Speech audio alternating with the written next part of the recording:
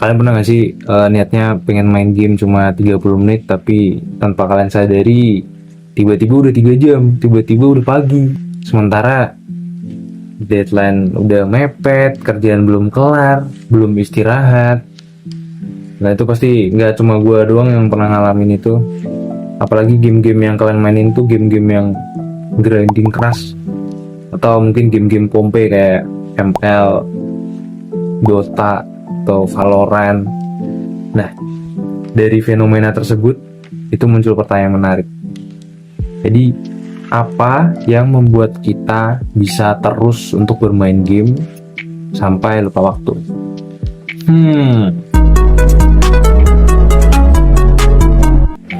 Oke, tapi disclaimer dulu, di sini gue bicara bukan sebagai ahli, tapi di sini gue bicara sebagai penikmat game yang melihat fenomena ini sebagai pengalaman pribadi di kehidupan sehari-hari. Jadi apa yang akan gue sampaikan itu lebih ke arah observasi dan refleksi sebagai pemain. Oke, sebelum masuk ke inti videonya, yaitu kenapa kita bisa terus-terusan bermain game. Di sini kita perlu tahu konsep dasarnya dulu, yaitu sistem reward.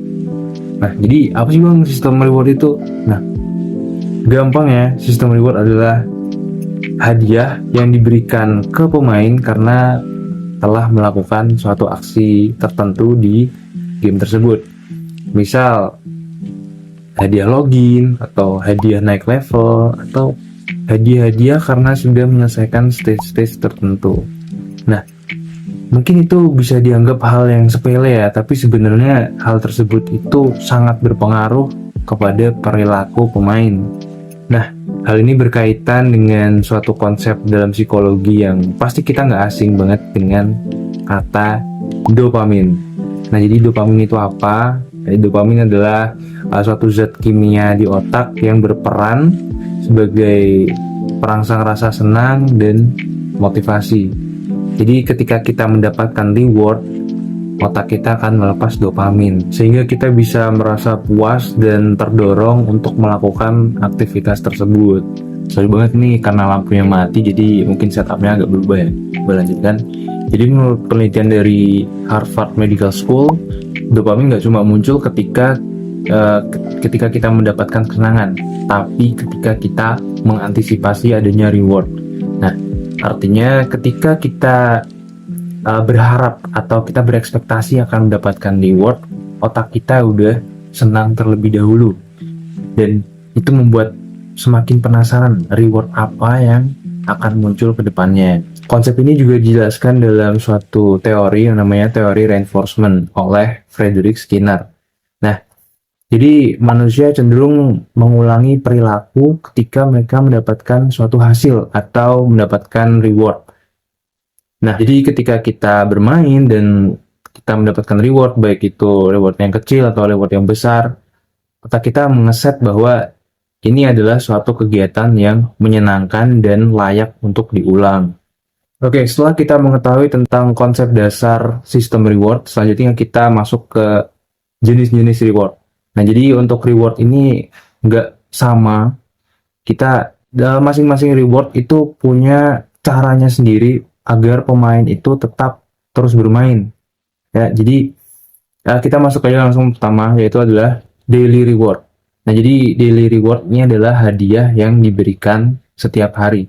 Nah, biasanya hadiah ini kecil-kecil ya, nggak besar, tapi ini diberikan secara konsisten setiap harinya.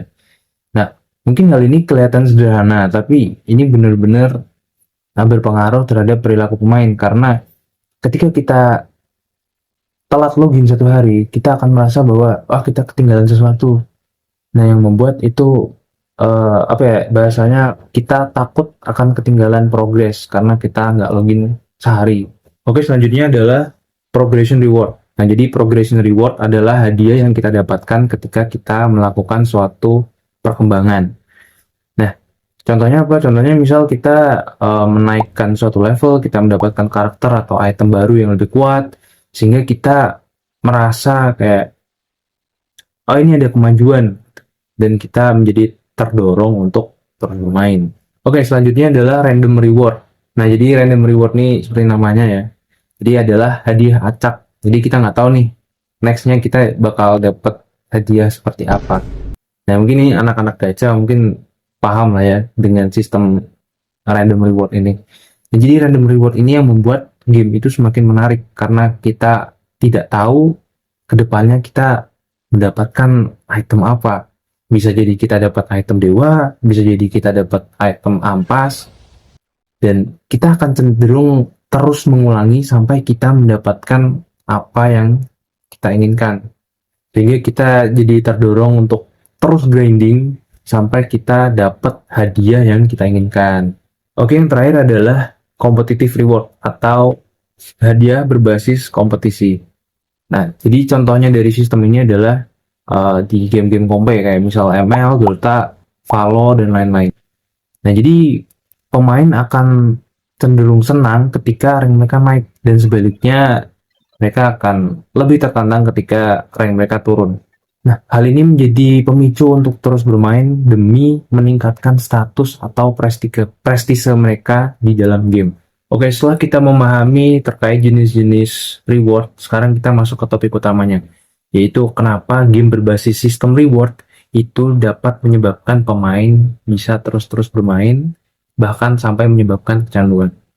Nah, oke, untuk yang pertama adalah variable reward. Nah, jadi variable reward ini mirip seperti yang jenis reward sebelumnya, yaitu adalah random reward, di mana pemain itu tidak tahu kapan dia mendapatkan hadiah yang terbaik. Bisa dapat di percobaan-percobaan awal, tapi itu ya jarang terjadi ya. Biasanya itu terjadi setelah mereka melakukan berulang kali percobaan, bahkan bisa puluhan sampai ratusan kali percobaan, mungkin bahkan sampai ribuan ya.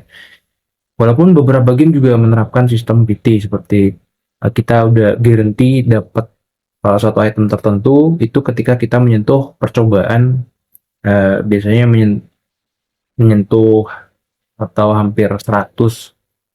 Oke, konsep ini juga dijelaskan dalam teori reinforcement, itu teori yang tadi sempat gue jelasin, khususnya pada pola variabel rasio schedule.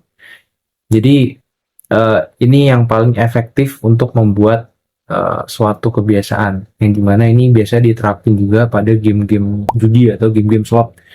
Nah, karena variabel ketidakpastian, pemain akan terus melepas dopamin sehingga dia cenderung melakukan aktivitas itu secara berulang-ulang sampai dia mendapatkan item yang dia inginkan. Menurut penelitian dari Journal of Behavior Addiction, sistem progres seperti ini itu dapat meningkatkan keterlibatan pemain karena memberikan tujuan jangka pendek yang jelas. Sehingga ketika kita mendapatkan capaian kecil, kita akan merasa puas, sehingga kita akan cenderung meneruskan permainan. Oke, yang terakhir adalah anticipation of reward atau ekspektasi hadiah. Nah, seperti yang tadi gue jelasin, sebenarnya rasa senang itu nggak cuma datang ketika kita mendapatkan hadiah, tapi juga ketika kita menunggu atau berharap akan datangnya hadiah. Nah, jadi ini yang membuat player itu terus bermain karena mereka dalam kondisi menunggu atau berharap akan mendapatkan kesenangan. Nah, dari ketiga mekanisme ini, jadi sistem reward itu nggak cuma dari hadiahnya sendiri, tapi juga dipengaruhi oleh ketidakpastian, lalu progres, dan yang terakhir adalah harapan. Oke, dari permasalahan-permasalahan tadi, mungkin gue mau sharing tips aja apa yang gue lakukan biasanya untuk menghindari atau mencegah jadinya permasalahan-permasalahan tadi. Nah, jadi yang pertama adalah sebisa mungkin kalian udah kelarin dulu semua tugas atau semua tanggung jawab kalian, baru kalian menyempatkan waktu bermain. Karena kalau kalian mau meluangkan waktu sebentar nih, nah itu berpotensi untuk kalian terjebak dan kalian malah jadi lupa waktu gitu. Dan yang kedua adalah jika kalian tahu potensi bahwa game ini akan membuat kalian bermain secara terus menerus, atau mungkin ini misal kalian tahu kalian genrenya itu adalah genre game favorit kalian adalah game-game open world, game-game grinding dan lain-lain. Kalian ketika main game tersebut, kalian akan biasanya akan lupa waktu dan kerjaan jadi kacau dan lain-lain menurut pengalaman kalian lah ya. Kalau kalian udah tahu, kalian tunda dulu. Kalian jangan beli gamenya dulu, jangan mainin gamenya dulu, apapun sampai benar-benar kalian menemukan waktu atau momen yang pas untuk main. Misal di weekend atau misal di libur-libur panjang gitu. Jadi jangan sampai kalian jadikan uh, game atau ini bisa dibilang kegiatan yang nggak negatif, tapi ketika kalian melakukan itu berlebihan sampai kalian lupa waktu, itu menjadi masalah buat diri kalian maupun orang lain. Oke, mungkin sekian pembahasan atau materi yang mungkin bisa gue sampaikan. Kurang lebihnya gue makasih buat kalian yang udah mendengarkan apa isi omongan gue. Dan ya, sampai jumpa kembali di pertemuan selanjutnya.